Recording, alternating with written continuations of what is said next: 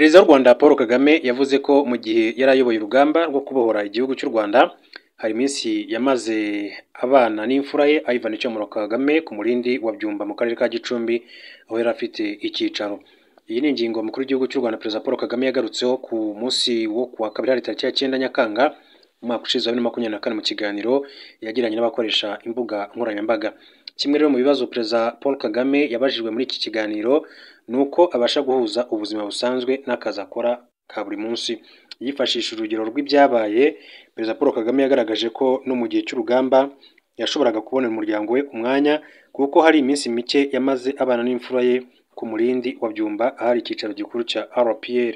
Hanyuma ati mu mwaka wa 1994 mbere ya jenoside yari afite imyaka igera kuri 3, ati baramunyoherereje no kuvuga Ivan Cyomoro Kagame ati mbana nawe muri iyi nzu, ati mu gihe cy'ibyumweru cyangwa se munsi yacyo. Yakomeje avuga ko no mu ijoro indege ya Habyarimana Juvenal yagwaga bari kumwe, ati ubwo Habyarimana yapfiraga mu ndege umuhungu yari ari hano ari kumwe nanjye, ati amakuru yaje rero turi kureba umupira w'amaguru mu marushanwa y'igikombe cya Afurika, ndibuka yari Senegal na Cameroon, ati haje umuntu afite ubutumwa bw'uko indege ya Habyarimana yaguye, ati hari akavuyo kenshi cyane muri Kigali n'ibindi, ati yari ari hano turi kumwe adahari nk'umusirikare, yari hano nk'umuryango, ati nari ndi kugerageza kwirengagiza umutwaro nari mfite binyuze mu kuba mfite umuhungu wanjye hafi. Perezida Paul Kagame w'u Rwanda yavuze ko hari n'igihe rero uyu muhungu we w'imfura bashatse kumukura aha ku murindi ngo asange mama we ariko arabyanga. Ati ikindi kintu gisekeje, namusize hano njyana n'ingabo zari zigiye imiyove, nohereza ubutumwa mbwira abantu bari basigaye hano ko bakwiriye gusubiza umwana hakurya y'umupaka ngo asange mama we. Yanze rero kubyemera arabyanga, ararira, yaravugaga ati papa wanjye arihe.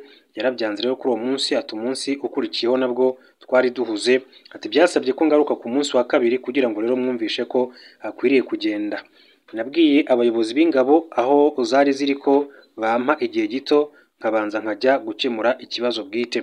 Perezida Paul Kagame w'u Rwanda yavuze ko yageze ku murindi mu rukerera asanga Ivan Cyomoro aryamye, aho abyukiye amwumvisha ko akwiriye gusanga mama we, ati byasaga naho yishimiye aho yabaga, yasabye ko rero mwumvisha ndetse bigera naho kumutegeka muha umuntu amujyana ku mupaka, njye mpita nsubirayo sinigeze nanaruhuka, nagombaga rero gusanga ingabo. Mu bihe bitandukanye Perezida Paul Kagame w'u Rwanda yakunze kugaragaza ko nubwo aba afite inshingano nyinshi cyane atajya aburira umwanya umuryango we na Madame Jeannette Kagame bafitanye abana bagera kuri 4 n'abuzukuru 2, harimo rero n'uyu Ivan Cyomoro Kagame nawe imfura yabo Ange Ingabire Kagame akaba umukurikira, agakurikiraho Ian Kagame ndetse na Brian Kagame, abo bose rero akaba ari abana b'umukuru w'igihugu cy'u Rwanda. Tugiri kandi kuri Ivan Cyomoro Kagame, reka mbabwire ko Ivan Cyomoro Kagame imfura ya Perezida Paul Kagame asanga ba rwiyemezamirimo bato nkawe bafite amahirwe n'inshingano zo kuzamura ubukungu n'imibereho hose ku mugabane wa Afurika. Kuri we umugabane wa Afurika ukeneye impinduka mu mibereho n'ikoranabuhanga, urubyiruko rukaba arirwo rukwiye kandi kuba umusingi wazo. Ati izi mpinduka zizashingira ku kubyaza umusaruro amahirwe Afurika ifite mu bukungu bwayo, kandi nk'abantu tugira uruhare mu bikorwa binyuranye bibyara inyungu, dushobora kuba nk'umusimburo wazo, no kuvuga izo mpinduka. Ubusanzwe Ivan Cyomoro Kagame ntajya akunda kugaragara mu itangazamakuru, ibitekerezo bye bigendanye n'iterambere rya Afurika yabitangaje abinyujije mu nyandiko ye igaragara ku rubuga nkoranyambaga rwa LinkedIn. Yavuze ko u Rwanda igihugu cye ubu rushobora kwishimira ibyo rumaze kugeraho, atanga urugero afatiye ku kinyamakuru The Economist giherutse gutangaza ko mu mibereho n'ubukungu u Rwanda rwagaragaje ko ari icyitegererezo mu iterambere ku isi. Amafaranga umuturage yinjiza ku mwaka yikubye kabiri guhera muri 2000, kandi bitandukanye n'ibindi bihugu mu karere rwagerageje gutera imbere vuba runagabanya ubusumbane.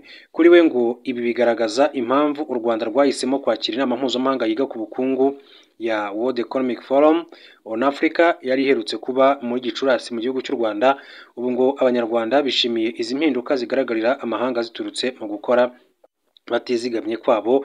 Muri iki gitekerezo cye akomeza avuga ko ubu u Rwanda ari igihugu cyiza cyo gukoreramo ubucuruzi, yifashishije kandi byatangajwe n'ikinyamakuru The Economist yavuze ko cyanditse ko u Rwanda rwashyizeho gahunda z'ubukungu zibera ishoramari, iterambere n'ubucuruzi ku rwego rwo hejuru, bituma rero rufatwa na banki y'isi nk'ahantu heza kurusha ahandi mu gukora ubucuruzi.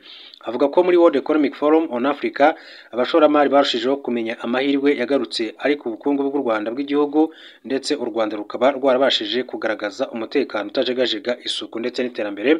Ivan asanga kandi Afurika ari umugabane ufite amahirwe atabarika yo guhangwamo imirimo, ikagira abato n'abakuru bafite ibitekerezo n'ubumenyi, ariko rimwe na rimwe rero babura amahirwe yo gutera imbere. Mu gusobanura iyi ngingo yagize ati nk'uko buri rwiyemezamirimo ufite aho ageze azabikubwira, ibitekerezo bizima biva mu mbogamizi umuntu agenda ahura nazo. Ibitekerezo byo guhanga udushya birahari muri Afurika, ariko umugabane ubura uburyo bwo gufasha ibikorwa by'ubucuruzi, igishoro n'abakurikirana ibyo bikorwa kugira ngo bigende neza. Kuba rero kwihangira imirimo muri Afurika biri kuzamuka cyane, iki ni igihe cyiza ku bashoramari ngo batange ubujyanama bukenewe, banashoremo amafaranga kugira ngo rero bazibe icyo cyuho. Ivan Cyomoro Kagame kandi avuga ko hakenewe ko ishoramari muri rusange rishyigikira ibigo bigenda bivuka, kuko ari ubutumwa cyangwa ari umutima na roho by'ubukungu bw'igihugu icyo ari cyo cyose. Akomeza asobanura ko mu bihugu bikiri mu nzira y'amajyambere, bicuruzwa na serivisi bitangwa n'ibigo bito ndetse n'ubukungu bizana biba nk'ikiraro gihuza abakire n'abakene bikageza ku bukungu buciriritse. Mu gihe hafi icya kabiri cy'abatuye Afurika bari munsi y'imyaka 25, Afurika ngo ikeneye kuzamura ba rwiyemezamirimo bakiri bato, gusa ngo kugera kuri iyo ntego bisaba kongera ubushobozi bw'urubyiruko rwo moteri y'ubukungu bw'umugabane. Uyu muvuduko w'iterambere Ivan kandi avuga ko usaba izindi mpinduka, aho icy'ingenzi ari ikoranabuhanga. Ivan Cyomoro Kagame akomeza avuga ko muri Afurika kimwe n'ahandi ikoranabuhanga riri gutanga ibisubizo mu bukungu ndetse n'umuryango. Uyu munsi umubare munini cyane w'Abanyafurika uri guhanga udushya mu ikoranabuhanga n'ibindi bikorwa biri gutanga imirimo, binafasha mu gukemura ibibazo karande mu mibereho y'abantu. Atanga urugero ku bashinze Safe Motors, uburyo bufasha mu gushaka umumotari hifashishije telefone bukaba ingenzi mu gihugu, kuko bwifashisha moto ibifatwa nk'uburyo rero bw'ibanze mu rugendo. Iyi koranabuhanga Safe Motors yayigereranyije n'irindi ryamamaye ku isi rizwi nka Uber, naryo rikora mu buryo bujya gusa ariko ryo ku modoka. Yakomeje agira ati kimwe nanjye abanyafurika bato bayoboye ibikorwa bibyara inyungu bafite icyerekezo cy'impinduka ku mugabane wacu, tuzi ko kuba intangarugero ari ikintu cy'ingenzi muri uru rugendo. Uretse ubu nk'uwikorera mu masomo yanjye, ati no mu bijyanye n'umwuga, mu bijyanye na serivisi z'imari, nungukiye byinshi cyane mu kuganira n'abayobozi bafite ibitekerezo bikomeye cyane n'abantu bamba hafi b'indashyikirwa.